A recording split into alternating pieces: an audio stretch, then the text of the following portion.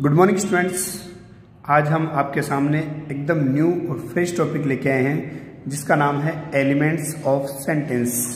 It means basic sentence pattern क्या होता है, जिसको हम SVOCA के नाम से भी जानते हैं या इसको स्पोका के नाम से भी हम जानते हैं। तो देखते हैं इस टॉपिक को। हमने बात की एलिमेंट्स ऑफ सेंटेंस या इसी का नाम है बेसिक सेंटेंस पैटर्न SVOCA। पहले देखते हैं कि 5 जो वर्ड्स हैं, इस 5 वर्ड्स का मीनिंग क्या है। तो SVOC का मीनिंग होता है S का मतलब सब्जेक्ट्स, V से मतलब होता है वर्ब, O से मतलब होता है ऑब्जेक्ट, C से मतलब होता है कॉम्प्लीमेंट और A से मतलब होता है एडवर्ब। इस प्रकार से हमारा SVOCA कंप्लीट होता है।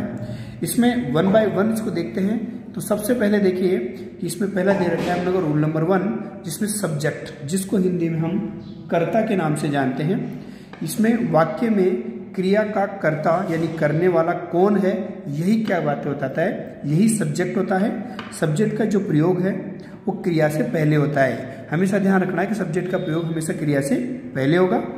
क्रिया से हु से प्रश्न पूछने पर, अगर क्रिया से हु से प्रश्न पूछें तो हमें क्या प्राप्त होता है, हमारा सब्जेक्ट प्राप्त हो जाता है। ठीक है, ये ध्यान रखना है आपको। जैसे एक एग्जाम्पल है राम राइट्स ए लेटर। तो हमने कर्ता यानी क्रिया कौन है हमारी, राइट्स। इससे हमने प्रश्न पूछा हु राइट्स, तो कौन लिखता है, तो उसका आंसर आने वाला है राम। इट मीन्स राम क्या हो गया, हमारा सब्जेक्ट हो गया। उसी प्रकार हम रूल नंबर 2 की बात करें तो रूल नंबर 2 में देखिए कि रूल नंबर 2 यानी वर्ब को बोलेंगे हम क्रिया इसमें इसका स्थान सब्जेक्ट के बाद में होता है। यानी हमने अभी इसके पहले सब बात की कि सब्जेक्ट हमेशा क्रिया के पहले आता है और क्रिया हमेशा सब्जेक्ट के बाद में आती है। यानी सब्जेक्ट का जो स्थान होगा वो क्रिया की पहले आएगा। ठीक है, सब्जेक्ट के बाद में क्रिया का यूज होगा। क्रिया की पहचान इसके स्वरूप से होती है। जैसे एग्जाम्पल हमारा बर्ड्स फ्लाई, बॉयज प्ले, सी सिंग्स, गीता स्लिप्स। तो इसमें बर्ड्स आपका सब्जेक्ट हुआ, फ्लाई आपकी वर्ब हुई, सी सब्जेक्ट हुआ, सिंग्स आपकी वर्ब हुई, बॉयज आपका सब्जेक्ट हुआ, प्ले आपकी वर्ब हुई और गीता सब्जेक्ट हुआ और स्लिप्स आपकी वर्ब हुई। इस प्रकार से आपको जानना है। आगे इसमें कुछ नोट दे रखा है। इंपेरेटिव सेंटेंसेस में सब्जेक्ट नहीं होता है। आपको पता है कि इंपेरेटिव सेंटेंस में सब्जेक्ट होता है, वो हिडन होता है और वो हमेशा यू से इंडिकेट करते हैं। तो हमें ध्यान रखना है कि लिखा नहीं जाता है। अतः वर्ब की प्रेजेंट फॉर्म विदाउट एस या एस से वाक्य प्रारंभ होता है। जैसे सिट डाउन, तो सिट आपकी कौन सी हो गई, वर्ब हो गई। डोंट क्राई, इसमें आपकी डू नॉट आपकी वर्ब हेल्पिंग वर्ब हो गई। इस तरह से हमें ऐसे सेंटेंस को देखने को मिलेंगे। तो हमें छांटना होता है कि किसमें क्या होता है। इसके बाद हम नेक्स्ट चलते हैं और नेक्स्ट में देखिए रूल नंबर 3। रूल नंबर 3 के अंदर हमारा ऑब्जेक्ट आ जाता है कि ऑब्जेक्ट क्या होता है।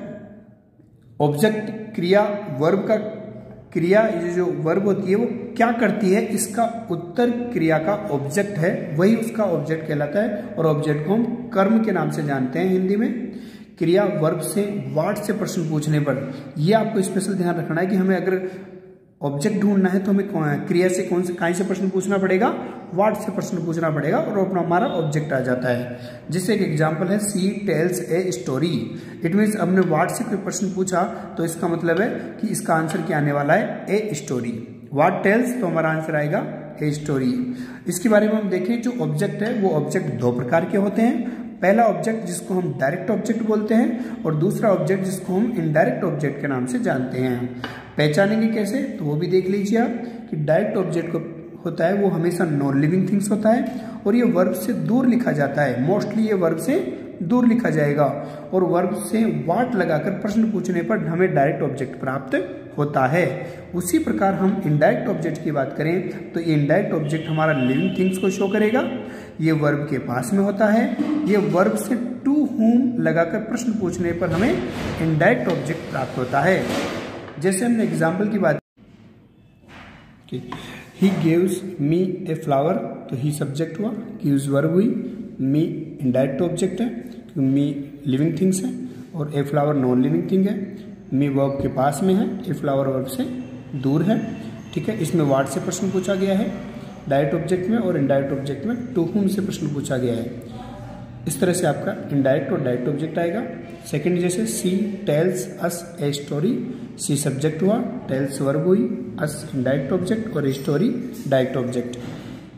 थर्ड है cow gives us milk, cow subject, gives verb, us indirect object और मिल्क डायरेक्ट ऑब्जेक्ट।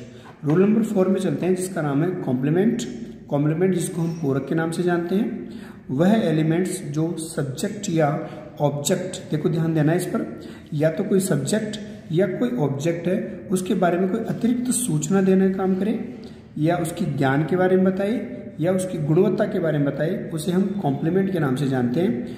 जैसे example Hari is a doctor, तो हरी कौन है? एक डॉक्टर है, तो ए डॉक्टर क्या हुआ हमारा? कॉम्प्लीमेंट है। उसी प्रकार ही पेंटेड द डोर ग्रीन, तो डोर को पेंट किया गया, कैसा पेंट किया गया? ग्रीन, तो ग्रीन क्या हो गया हमारा? कॉम्प्लीमेंट हो गया। तो ये हमारा ऑब्जेक्ट कॉम्प्लीमेंट है और ये हमारा सब्जेक्ट कॉम्प्लीमेंट है, क्योंकि सब्जेक्ट के लिए आया हुआ है और ये हमारा ऑब्जेक्ट के लिए आया हुआ है।